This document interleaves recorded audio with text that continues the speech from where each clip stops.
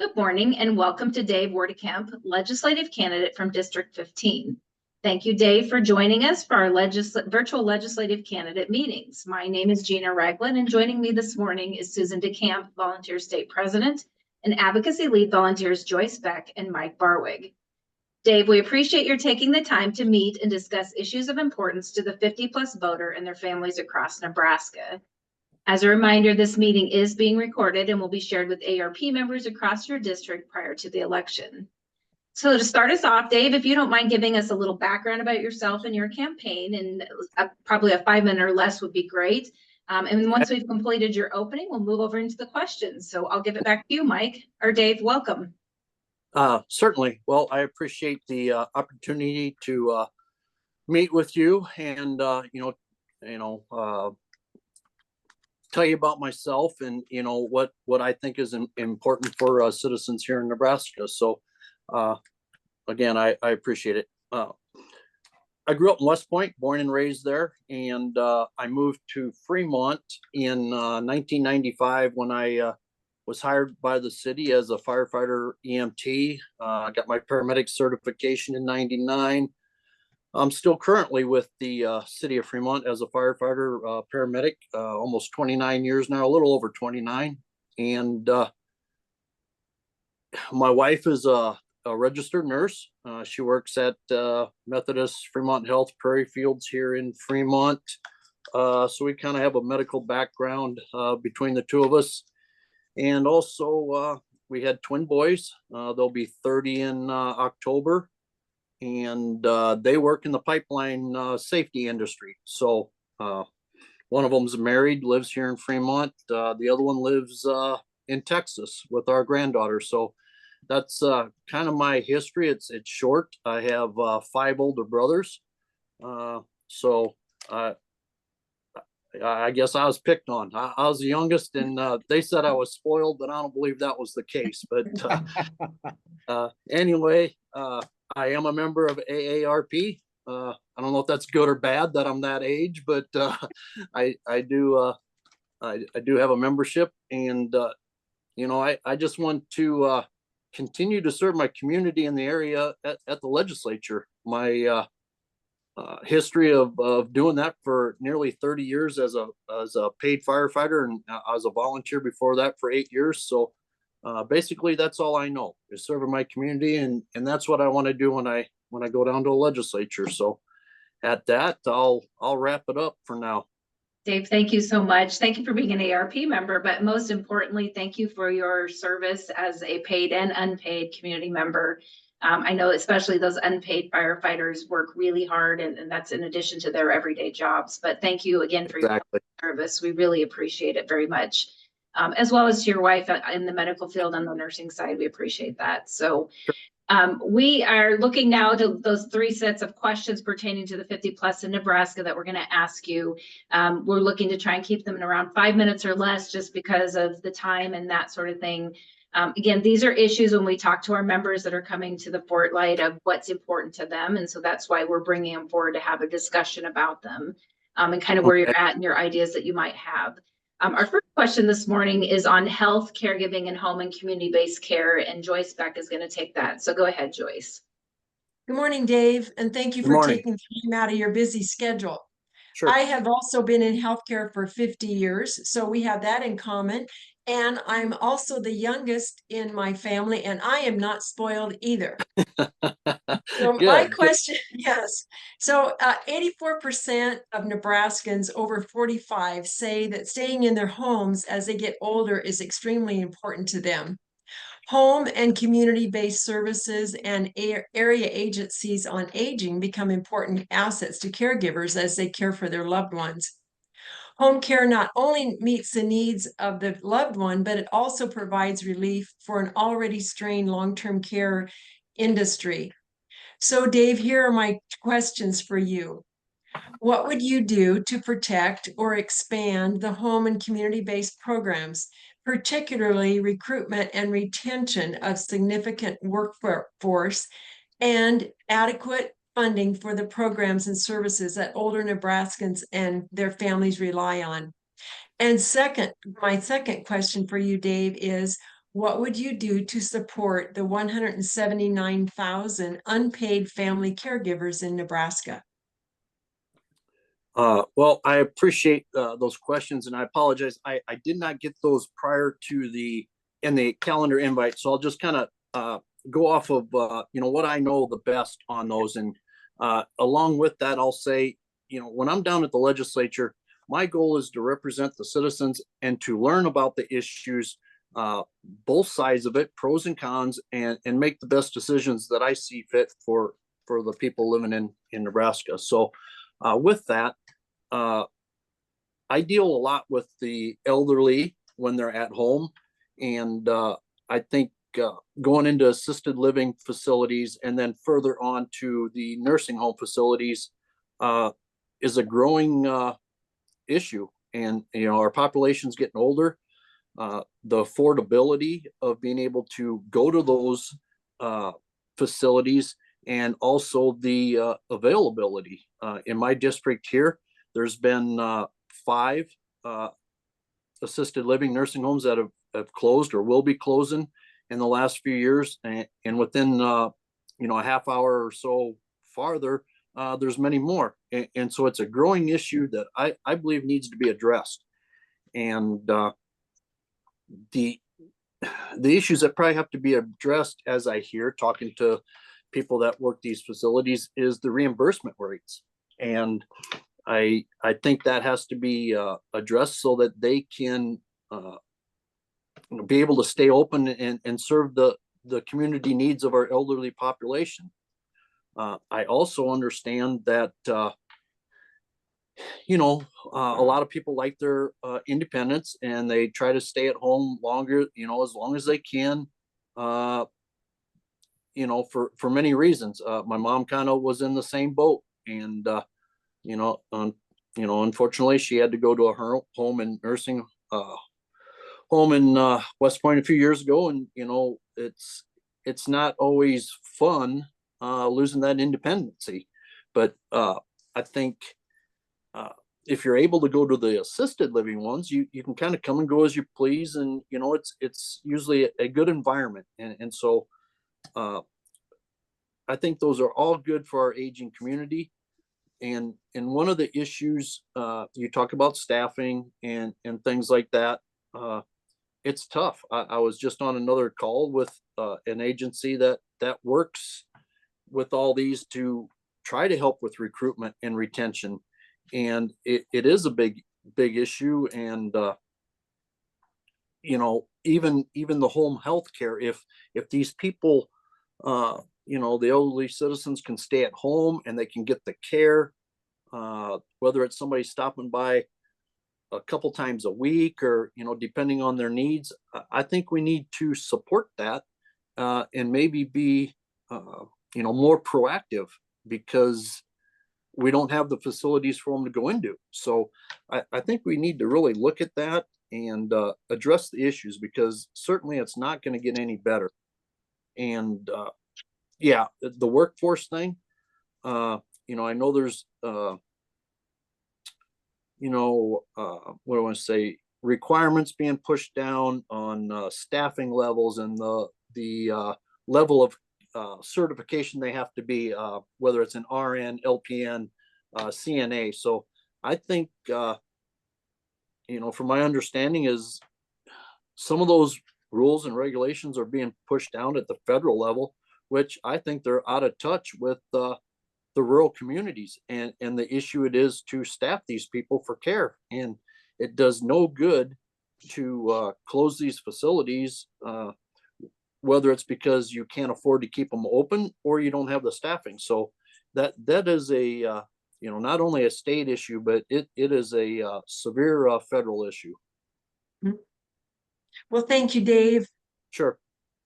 Thank you, Dave, for your support of that, and also some of your comments. And I will also, those staffing requirements that are coming down, they're also, I don't know if you're aware, but there are a lot of exemptions that can be made also for some facilities, and many rural facilities in Nebraska would be entitled to that exemption. So I think there is some room for movement on that. So we do appreciate your support. And again, a lot of the work that you do out in the communities with the elderly and that sort of thing. So thank you for your answer on that.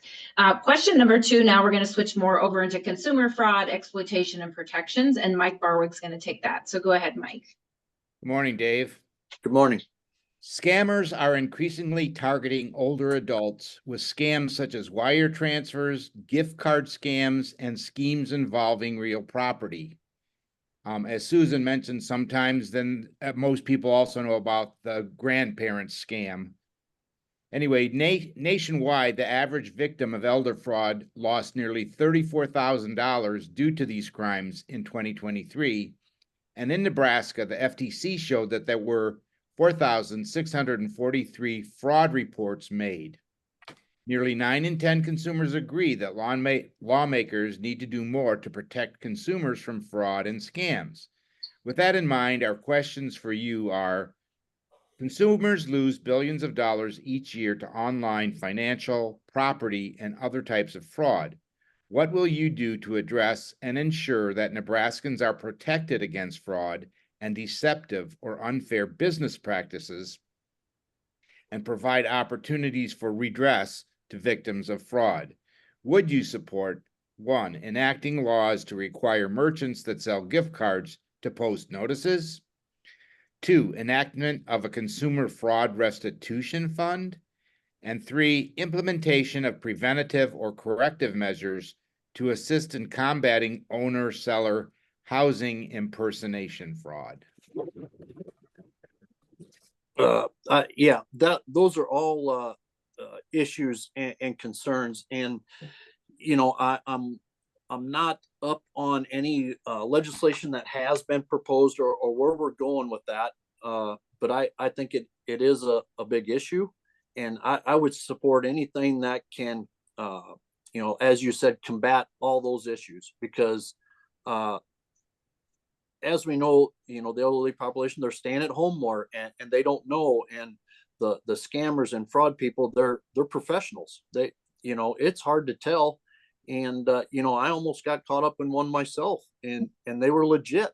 And it is so hard to figure it out, what's going on. And I don't know if, for me, I would have to rely on the, I use this term a lot, the subject matter professionals, the cybercrime people that are able to have technology to, whether it's tracking or tracing the phone numbers, or somehow limiting the access of these individuals or groups to be able to access our elderly population, or anybody, matter of fact, because it's a global issue, and I think it has to be stopped. So if there's going to be technology that's available, or resources that can be used, I think we need to move forward with that. And as long, when you talk about the reimbursement, that all costs money. And I would just as soon, not that I'm against the reimbursement, but if we're willing to do reimbursement for people that have possibly have fallen to these schemes, we should be able to afford the prevention issue and figure out what we can do to prevent it from even happening. Spend those money on prevention and trying to shut down these systems before they're able to take hold. And so I would totally support that. And I think you have to be progressive on this instead of reactive. And so hopefully, we can do that. And I'll definitely, when I'm down at the legislature, I'll look at the issues, and hopefully, it would be a no-brainer to support these things, because it's not, same as the people staying at home. It's not going to go away. And so when you have the population getting older, and we're going to have an influx of baby boomers coming through, the marketplace for these scammers and people that throw these schemes is just going to increase. So I think we need to be ahead of it. Agreed. Very good. Thanks for your answer. Yes, sir. Thank you, Dave. Thanks for supporting those concepts. And definitely this is an issue we have been really working in that space in the last couple of years in the legislature and plan to continue with that. So we also do, ARP has a fraud watch network that does some education and outreach nationally and also at the state level. So appreciate your support of that. And definitely this will be more conversation we have once you get to the legislature. So thank you for your support of that. Sure. Go ahead, Dave. I'm sorry. On that, do you think it is something that needs to be addressed more as state issues as individual, or is there work being done with it, nationally at the national level? Is there? I would answer that as it's both. Again, Okay. they're trying to address some things globally at the national level and then trickling down individually into each state. Again, the fraud problems continue to keep percolating, and that you've hit it right on the head with all the different systems and now AI coming in.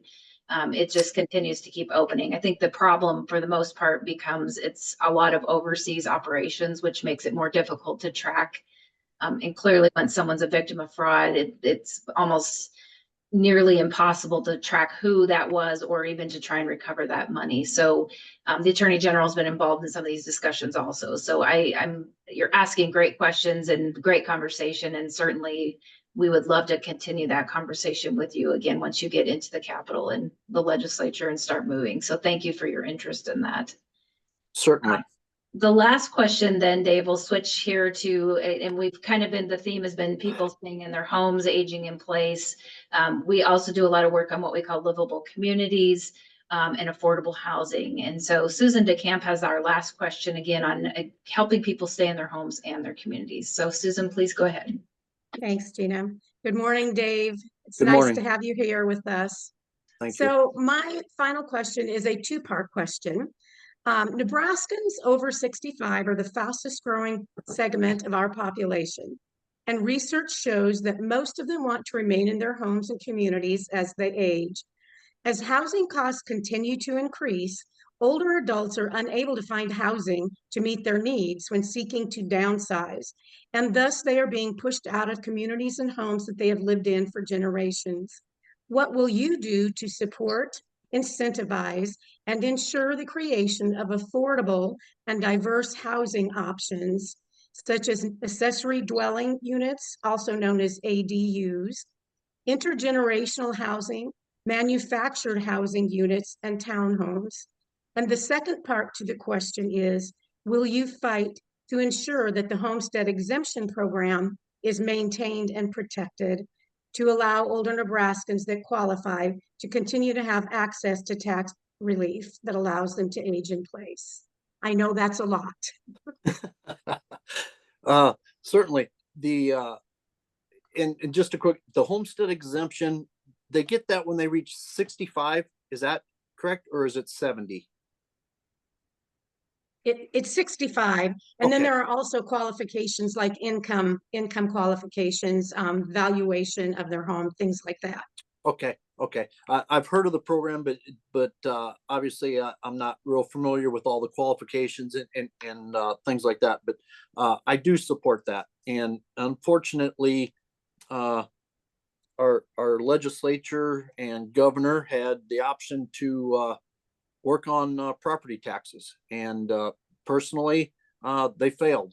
They had a proposal from the governor. Now, it might not have been the best proposal, or it needed to be worked on. Obviously, whatever the issues were, they had plenty of time to look at that, to come to some solutions.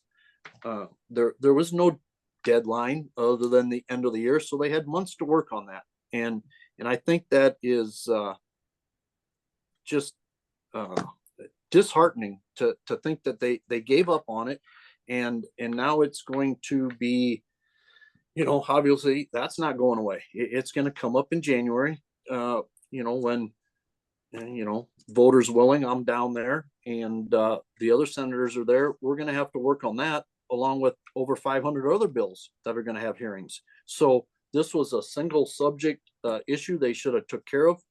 And I think that all has to do with the elderly population being able to stay in their homes. They should be able to afford to stay in their homes after they've worked all their lives and they're in, retirement years.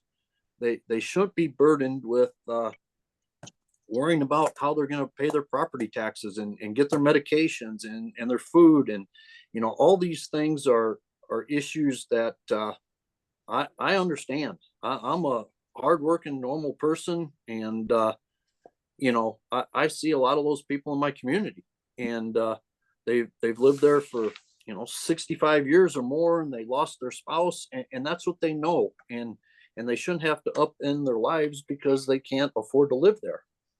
The other thing here in Fremont, we have I don't know basically the right term, but I'll say low income housing, and they have those areas, and there's kind of a area in the northern part of town here that they're building duplexes or townhomes that are all entry friendly, no steps and things like that. And I think that's a great option. And it's through the housing authority, and I don't know the specifics on what it takes to get in there and everything, but I think that is viable options to have these communities that are more, I guess, user friendly, and people can get out of their homes. Obviously, if the houses are that old, you understand how they were built, and they're all steps and everything, and steps cause injuries, and so I think that whether it's how it's funded, I'd have to look at the different programs and things like that to make it affordable. But it's funny when you talk about affordable housing, and I've had this discussion with a lot of people. Well, affordable housing isn't affordable anymore. We're you're thinking 30 years ago, affordable housing was, maybe a house at 125,000 or 150,000, you could build a house. Well, now those houses are 300,000, 250,000. Well, that's not affordable housing for the amount of income people are earning. And so there's I'll say a disconnect with that, but I also understand that, it costs more to put the houses up, the contractors and the wages. And, I understand that, it's an issue. You want to pay your workers good wages, and the price of the products and, lumber and AC units, all that has gone up. And so I think, we keep talking about affordable housing, but, I guess my question is, affordable to who? I don't know that it's meeting the demands of the people that need it. So the, elderly population in the town, if they want to move into those newer units that are more, I'll say, user friendly, just because of the, how they're set up, they can put their houses on the market. But again, because of the housing crisis, younger families can't afford to buy them, and it's a it's an issue all around with the interest rates. And you have a lot of families that have to have both incomes, and the husband and wife are working, and then the daycare of the kids, and so those are a lot of issues that all play into it, just so they can maybe afford to live. And one of the things I was looking at is some of the other states have like I don't know if it's a friends or family or grandparents thing of taking care of their grandkids, because that is a big issue on the houses I'm knocking doors. There are a lot of grandparents that are home, and they're watching their grandkids so that both parents can work and afford to live. And so and I think that's kind of a good thing both ways. I mean, the elderly people are around young kids that have excitement and everything, and to a certain point, and they can probably discipline maybe a little better than the parents can. But I think if there can be a tax credit or something along those lines to be tied in with the homestead exemption, somehow that we can help them be able to afford to stay in their lives and stay in their homes, and take care of the grandkids. you know, so I'm looking at different things like that. And obviously my focus has been on, you know, getting through the primary, and, you know, I did well in that, and now getting through the general, and then, you know, really start looking at some of those key issues, and hearing from organizations like yourself and the other ones of issues that have to be addressed, and what have you, you know, brought forward in the past and it hasn't gone through and maybe needs to be tweaked a little bit. So, you know, I'm going to have an open door to listen to the concerns and, you know, understand them, and try to do the right thing to make the state one that people want to stay in. Great. Thank you for sharing your thoughts on those issues. Sure. I hope I addressed all the questions that you guys got. Try to wrap them in, but if I missed something on the questions, I'll certainly try to go back and address those. I think that was done well, Dave. Thank you. And All right. certainly there's by no means does anyone expect that you know everything. And so certainly appreciate, you know, your honesty on the homestead exemption. And definitely there's been a lot of talk in the legislature with that in the last special session, and, you know, about either expanding it or making some updates and changes. And certainly, you know, we're trying to be part of that conversation. So certainly appreciate your thoughts on that. Also appreciate your openness also to look at some other ideas of how do we support, you know, we consider, going back to that first question, when you're talking about a grandparent that's caring for a grandchild in the home, you know, that caregiving aspect, and with the tax credit, you know, that all kind of comes full force, that these issues all work together. And so Exactly. Kind of understood the point of some of these questions and the issues that are being faced by not only 50 plus across the state, but Nebraskans in general. So very much appreciate your willingness to continue those conversations. Those are the three questions that we had, Dave. We are coming to the end of our time for our meeting today, but I do want to give you back just a few minutes before we close out to talk again. I know you've discussed a little bit about what some things you want to focus on, but would you be willing to talk about some of your priorities for serving in the legislature, and if you have any specific issues that you plan to work on or address as your time as a state senator? So again, a couple minutes to close out here, and then we'll be done. Certainly. Well, like I said, I appreciate this opportunity to speak, and I've spoke with a lot of different groups, and, you know, they all say, well, what are you going to do when you get down there? You know, what's your you know, three priorities? And obviously, you know, if you want to be a politician, you're going to say it's you know, property taxes, schools, education for our kids, community safety. And, you know, obviously, you know, you're going to be an idiot if you don't support those things. But I think those are the basis of our, you know, why we should be running to serve our community. And that's what I'll say. You know, I'm going to look at a lot of different issues, and I guess my goal is to represent you, the people in my district and in the state. It's not about everything that I think needs to be fixed, because I certainly don't know everything that you know, needs to be fixed until you get down there and you start listening to the issues and understand how big of an issue it is. So I'm willing to do that. I'm a hardworking guy. You know, I've done construction. I drove truck. I've done all those things. And, you know, one thing I'm not is I'm not a politician, and I'm not backed by politicians. And, you know, I want to go down there and represent the citizens and you know, and do the right thing, make good decisions, and be part of the solution and not part of the problem. And I think I don't have any ambition to go on farther than our state legislature if I'm in there. I'm not going to Washington, D.C., because that's a real mess. And so I believe in just taking care of the state here. And, you know, I'm out talking to the voters. I'm out working hard, and, you know, trying to be successful. And, you know, I'll continue to do that, because, you know, that's all I know. So I'd appreciate any support. And, you know, people can reach out to me. I have a website, woodyfornebraska.com. And, you know, just, you know, I want to hear from the people I'm going to represent. So that's my goal. Perfect. Thank you so much, Dave. Thank you again for taking the time to meet with us. We wish you the best with your campaign. And most importantly, thank you for meeting with AARP today. Take care. Certainly. Thank you. Thanks. Okay. Thank you, Dave. Yes. Have a good day. You too. You.